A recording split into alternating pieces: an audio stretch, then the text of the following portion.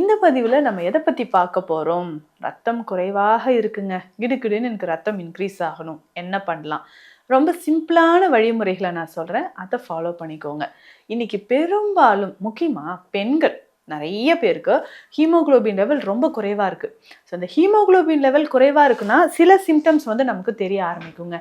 அதாவது ரொம்ப சோர்வாக இருக்கிறது, தலைமுடி அதிகமான ஒரு உதிர்வு ஏற்படுறது, இந்த மாதிரி விஷயங்கள். சும்மா போயிட்டு வந்தாலோ, மாடிப்படி இறங்கினாலோ ரொம்ப மூச்சு வாங்குது, இந்த மாதிரியான சிம்டம்ஸ் நமக்கு எண்டோமெட்ரியோசிஸ் இருக்கிற பெண்களுக்கு எல்லாமே பார்த்தீங்கன்னா, ஸோ பீரியட்ஸ் டைமில் அதிகமாக ப்ளீடிங் போகும்போது நமக்கு ரத்தம் அதிகமான வெளியேற்றம் ஏற்பட்டு ஹீமோகுளோபின் லெவல் நமக்கு குறைய ஆரம்பிக்கும். இதில் நம்ம ரொம்ப ரொம்ப கவனமாக பார்க்க வேண்டிய விஷயம் என்னென்னா, கண்டிப்பாக ஹீமோகுளோபின் லெவல் 7க்கு கீழே குறைஞ்சிருச்சுன்னா இம்மிடியேட்டாக நீங்கள் ட்ரீட்மெண்ட் எடுத்துக்கணும். அதாவதுங்க 8க்கு கீழே குறைஞ்சாலே நம்ம அதிகமான ஒரு தீவிரமான ஒரு அனிமியா, ரத்த சோகை நிலையில தான் இருக்கும் அப்படின்றது. இதற்கான உணவு முறைகள் என்னன்றதை நான் சொல்கிறேன். ஸோ உணவு முறைகளில் நம்ம என்னெல்லாம் ஃபாலோ பண்ணால் ரொம்ப ரொம்ப நல்லது, கிடுகிடுன்னு நமக்கு ஹீமோகுளோபின் லெவல் இன்க்ரீஸ் ஆகிறதுக்கு என்னென்ன வழிமுறைகள் நான் சொல்கிறேன்.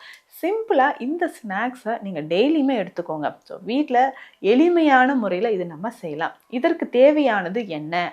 இந்த உருண்டைகள் டெய்லி 2 3 உங்களுக்கு எத்தனை தேவையோ 2 வரைக்கும் சாப்பிட்லாம். ஸோ கிட்ஸுக்கு நம்ம கொடுக்கும்பொழுதும் நல்லாவே சாப்பிடுவாங்க. இன்னொரு விஷயம் என்னென்னா, இது நம்ம இனிப்பு எதுவுமே சேர்க்கல. ஆனால் இனிப்பு வேணும்னா கொஞ்சமாக ரொம்ப கம்மியாக நீங்கள் கருப்பட்டியோ இல்லை வெல்லமோ சேர்த்துக்கலாம். ஆனால் தேவைன்னு கிடையாது. இந்த உருண்டைகளை அப்படியே நீங்கள் சாப்பிடும்போது ஹேர் க்ரோத் நல்லாயிருக்கும். ஒரு 2 நாள் சாப்பிட்டேன், 3 நாள் சாப்பிட்டேன், எனக்கு எதுவும் டிஃப்ரென்ஸ் தெரியல அப்படி சொல்லக்கூடாது. Welcome to Nitya's Varam, where ancient Siddha tradition meets modern healing. Experience the difference. வரம் நேயர்களுக்கு வணக்கம். நான் டாக்டர் நித்யா, சித்தா ஃபிசிஷியன். இந்த பதிவில் நம்ம எதை பற்றி பார்க்க போகிறோம்?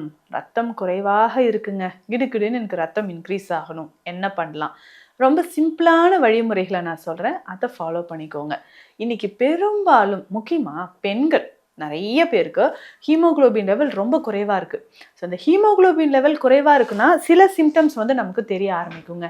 அதாவது ரொம்ப சோர்வாக இருக்கிறது, தலைமுடி அதிகமான ஒரு உதிர்வு ஏற்படுறது, இந்த மாதிரி விஷயங்கள். சும்மா போயிட்டு வந்தாலோ, மாடிப்படி இறங்கினாலோ ரொம்ப மூச்சு வாங்குது, இந்த மாதிரியான சிம்டம்ஸ் நமக்கு தெரிய ஆரம்பிக்கும். இதற்கு நேச்சுரலாக என்னென்ன ஃபுட் எடுத்தால் ஹீமோகுளோபின் லெவல் நமக்கு கிடுகிடுன்னு இன்க்ரீஸ் ஆகும்? முக்கியமாக இதை மட்டும் நீங்கள் செக் பண்ணிக்கோங்க. உங்களுடைய லிவர் ஃபங்க்ஷன் டெஸ்ட் எப்படி இருக்குது, ஸ்ப்ளீன் எப்படி இருக்குது, மண்ணீரல் எப்படி இருக்குது, அது தொடர்பான ஏதாவது பிரச்சனைகள் நமக்கு இருக்கான்றதை ஃபஸ்ட்டு நம்ம செக் பண்ணி பார்த்துக்கணுங்க. அதுக்கப்புறம் இந்த உணவு முறைகள்லாம் எடுத்துகிட்டே வாங்களேன், நல்லாவே ஹீமோகுளோபின் நல்லா இன்க்ரீஸ் ஆகிறத நம்ம பார்க்கலாம். ஒருவேளை ஒருத்தவங்களுக்கு ஏதாவது ஒரு இன்டர்னல் ப்ளீடிங் இருக்குன்னு வச்சுக்கோங்களேன். உங்களில் நிறைய பேருக்கு இந்த பிரச்சனை இருக்கும், ஆனால் நீங்கள் அதை அலட்சியமாக விட்டுருப்பீங்க. மோஷன் போகும்போது பிளட் வருதா, சரி அப்புறம் பார்த்துக்கலாம் அப்படின்னு விடுறது. யூரின் போகும்போது பிளட் தெரியுதா, சரி சரி அப்புறம் பார்த்துக்கலாம் அப்படின்னு விடுறது. ஹெமட்டூரியா அப்படின்ற கண்டிஷன். இதை தாண்டி இன்னும் உங்களில் நிறைய பேருக்கு வயிறு எரிச்சலாக இருக்கிறது, ஏப்பம் வரும்போது ஒரு ரத்த வாடை கலந்த மாதிரி ஒரு ஏப்பம் வருது, என்னன்னு தெரியலையே, இருமும்போது, பேசும்போது, சளி துப்பும்போது கொஞ்சம் கொஞ்சம் பிளட் ஸ்டெயின்ஸ் வருது, இதுவும் எதனாலன்னு தெரியல, சரி பார்க்கலாம் அப்படின்னு விட்டுறீங்கன்னா உங்களுக்கு இன்டர்னல் ப்ளீடிங் ஹெவியாக இருக்குது, ஏதோ ஒரு காரணத்தினால உடலுக்குள்ளே உங்களுக்கு ரத்த கசிவு இருக்குன்னு தெரிஞ்சுக்கணும். அதாவது மோஷன் போகும்போது கருப்பாக போகுதா, உடனே நீங்கள் அதை செக் பண்ணுறது அவசியங்க. அப்படி இருந்துச்சுன்னா அதிகமான இரத்தப்போக்கு ஏற்படுறது, நம்மளால் ஹீமோகுளோபின் லெவல் உடலில் குறைய ஆரம்பிச்சிடும். இன்னும் ஒரு சில பெண்களுக்கு இந்த பிரச்சனை அதிகமாகவே இருக்குங்க. அதாவது பீரியட்ஸ் டைமில் எக்ஸஸ் ப்ளீடிங், ரொம்ப கிளாட்ஸ் அதிகமாக இருக்கிறது.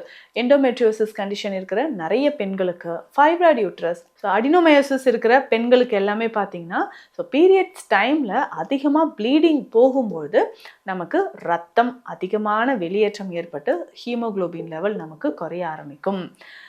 இதில் நம்ம ரொம்ப ரொம்ப கவனமாக பார்க்க வேண்டிய விஷயம் என்னென்னா, கண்டிப்பாக ஹீமோகுளோபின் லெவல் 7க்கு கீழே குறைஞ்சிருச்சுன்னா இம்மிடியேட்டாக நீங்கள் ட்ரீட்மெண்ட் எடுத்துக்கணும். அதாவதுங்க 8க்கு கீழே குறைஞ்சாலே நம்ம அதிகமான ஒரு தீவிரமான ஒரு அனிமியா, ரத்த சோகை நிலையில தான் இருக்கும் அப்படின்றத நமக்கு தெரிஞ்சுக்கணும். இதற்கான உணவு முறைகள் என்னன்றதை நான் சொல்கிறேன். ஸோ உணவு முறைகளில் நம்ம என்னெல்லாம் ஃபாலோ பண்ணால் ரொம்ப ரொம்ப நல்லது, கிடுகிடுன்னு நமக்கு ஹீமோகுளோபின் லெவல் இன்க்ரீஸ் ஆகிறதுக்கு என்னென்ன வழிமுறைகள் நான் சொல்கிறேன். சிம்பிளாக இந்த ஸ்நாக்ஸை நீங்கள் டெய்லியுமே எடுத்துக்கோங்க. ஸோ வீட்டில் எளிமையான முறையில் இது நம்ம செய்யலாம். இதற்கு தேவையானது என்ன அப்படின்னு கேட்டிங்கன்னா, எள்ளு எடுத்துக்கோங்க. ஸோ இது கருப்பு எள்ளு இல்லைன்னா வெள்ளை எள்ளு ஏதாவது ஒன்று எடுத்துக்கலாம். இல்லை கருப்பு வெள்ளை ரெண்டுமே சேர்ந்து கூட நீங்கள் எடுத்துக்கலாம். ஸோ இதில் லேசாக அந்த எள்ளை லேசாக வறுத்து எடுத்து வச்சுக்கோங்க. இதனோட பாதாம் அப்படின்னு சொல்லும்போது கால்சியம் இதில் அதிகமாக இருக்குது, ஹீமோகுளோபினும் இதில் அதிகமாக இருக்குது. ஸோ அதிகமாக நம்மளுடைய ரத்தம் இன்க்ரீஸ் ஆகிறதுக்கு இந்த பாதாம் நமக்கு உதவி செய்யும். இப்போது எள்ளு ஒரு 200-300 கிராம்ஸ் எள்ளு நீங்கள் வச்சுருக்கீங்கன்னா பாதாம் ஒரு 100 கிராம் அளவுக்கு எடுத்துக்கோங்க. ஸோ இதை ரெண்டுத்தையுமே நம்ம என்ன பண்ணலாம், லேசாக தனித்தனியாக வறுத்து எடுத்து வச்சுக்கணும். அதுக்கப்புறம் முக்கியமாக நம்ம சேர்க்கக்கூடியது என்னென்னா கருவேப்பிலை. ஸோ கருவேப்பிலை போதுமான அளவுக்கு நீங்கள் எவ்வளோ நிறைய சேர்க்குறீங்களோ எடுத்துக்கோங்க. ஸோ இதை நல்லா வாஷ் பண்ணிவிட்டு ஒரு நாள் நிழலில் உலர்த்திட்டு அதுக்கப்புறம் இதையும் லேசாக வறுத்து மொறுன்னு வந்துடும் இல்லைங்களா, அந்த பதத்தில் லேசாக வறுத்து எடுத்து வச்சுக்கோங்க. இதனுடைய ஒரு 2-3 கைப்பிடி அளவு முருங்கை கீரை இருக்குது பார்த்தீங்களா, இதுவுமே லேசாக வறுத்து எடுத்து வச்சுக்கணும். ஸோ அப்படி இது எல்லாத்தையுமே நீங்கள் மிக்சியில் போட்டு நல்லா பவுடராக அரைச்சி ஒன்றா சேர்த்து நல்லா பிசைஞ்சு வச்சுக்கோங்க. ஸோ இது பார்த்திங்கன்னா அந்த எள்ளு நம்ம சேர்த்துருக்கிறது, பாதாம் சேர்த்துருக்கிறதுனால இந்த அரைச்ச நம்ம கருவேப்பிலை, முருங்கை இலை இது ரெண்டுமே இதனோட நல்லா பைண்ட் ஆகிடும், சேர ஆரம்பிச்சிடும். அப்படியே நீங்கள் சின்னதாக உருண்டைகள் மாதிரி உருட்டி எடுத்து வச்சுக்கலாம். தேவைப்பட்டால் இதுக்குள்ளே கொஞ்சமாக நெய் கூட சேர்த்துக்கோங்க. ஸோ இதை நல்லா சின்ன உருண்டைகளாக உருட்டி உங்களுக்கு எந்த சைஸில் வேணுமோ எடுத்து வச்சுக்கலாம். ஸோ இதில் ரிச் கால்சியம் இருக்குது, அயன் ரொம்ப அதிகம். கருவேப்பிலையில் அவ்வளவு சத்துக்கள் இருக்குது. ஸோ இரும்பு சத்து ரொம்ப அதிகமாக இருக்கக்கூடியது அப்படின்னு பார்த்தோம்னா கருவேப்பிலை. ஸோ மறக்காமல் இதை நீங்கள் கருவேப்பிலையும் முருங்கையும் சேர்த்துக்கோங்க. ஹீமோகுளோபின் லெவல் நமக்கு கிடுகிடுன்னு இன்க்ரீஸ் ஆக ஆரம்பிக்கும். ஸோ இந்த உருண்டைகள் டெய்லி 2-3 உங்களுக்கு எத்தனை தேவையோ 2 வரைக்கும் சாப்பிட்லாம். ஸோ கிட்ஸுக்கு நம்ம கொடுக்கும்பொழுதும் நல்லாவே சாப்பிடுவாங்க. இன்னொரு விஷயம் என்னென்னா, இது நம்ம இனிப்பு எதுவுமே சேர்க்கலை. ஆனால் இனிப்பு வேணும்னா கொஞ்சமாக ரொம்ப கம்மியாக நீங்கள் கருப்பட்டியோ இல்லை வெல்லமோ சேர்த்துக்கலாம். ஆனால் தேவைன்னு கிடையாது. இந்த உருண்டைகளை அப்படியே நீங்கள் சாப்பிடும்போது ஹேர் க்ரோத் நல்லாயிருக்கும். ஒரு 2 நாள் சாப்பிட்டேன், 3 நாள் சாப்பிட்டேன், எனக்கு எதுவும் டிஃப்ரென்ஸ் தெரியல அப்படி சொல்லக்கூடாது. தொடர்ந்து இதை 1 மாதமோ இல்லை 2 மாதமோ நீங்கள் பயன்படுத்திக்கிட்டே வாங்க. அதுக்கப்புறம் இதை எடுக்க ஆரம்பித்து ஒரு 1 மந்த்துக்கு அப்புறம் ஹீமோகுளோபின் லெவல் டெஸ்ட் பண்ணுங்கள், நல்லாவே இன்க்ரீஸ் ஆகிருக்கும். இப்போது முக்கியமாக பார்த்தோம்னா உங்களை நிறைய பேருக்கு ஒரு டயர்ட்னஸ் தெரியும். அதாவது நடக்கும்போதே எனக்கு டயர்டாக இருக்குது, மூச்சு வாங்குதல் பிரச்சனை இருக்குது, மாடிப்படி ஏறி இறங்க முடியல, இந்த மாதிரியான விஷயங்கள் எல்லாம் நீங்கள் சொல்கிறீங்கன்னா கட்டாயமாக நம்ம உடலில் ஹீமோகுளோபின் குறைவாக இருக்குது, அதுதாங்க முக்கியமான அர்த்தம். அப்போது அதை சரி செய்கிறதுக்கு இதை தான் நீங்கள் ஃபாலோ பண்ணணும். ஸோ நான் சொன்ன மாதிரி இந்த உருண்டைகளை எடுத்துக்கோங்க. அதே மாதிரி சித்த மருத்துவத்திலும் நிறைய மூலிகை மருந்துகள் இருக்குது. ஸோ குறுந்தொட்டி, வஜ்ரசூரணம் பயன்படுத்தலாம், ரொம்ப முக்கியமானது. ஸோ எலும்புகளையும் தசைகளையும் வளப்படுத்துறதுக்கும் ஹீமோகுளோபின் லெவல் இன்க்ரீஸ் ஆகிறதுக்கும் இந்த குறுந்தொட்டி, வஜ்ரசூரணம் சித்த மருத்துவத்தில் பயன்படுது. ஸோ இதனோடு சேர்த்தே துறிஞ்சி மணப்பாகு, மாதுளை மணப்பாகு, அத்தி மணப்பாகு இதையெல்லாமும் நீங்கள் பயன்படுத்திக்கலாம். ஸோ ஒவ்வொருத்தருக்கும் எந்த மாதிரியான உடல் வாகு இருக்குது அதுக்கு ஏற்ற மாதிரி நம்ம சித்த மருந்துகளும் எடுக்கும்போது கவலையே வேண்டாங்க, ஹீமோகுளோபின் லெவல் நல்லாவே இன்க்ரீஸ் ஆக ஆரம்பிச்சிடும்.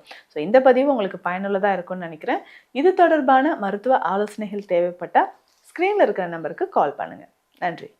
Welcome to Nitya's Varam, where ancient Siddha tradition meets modern healing. Experience the difference.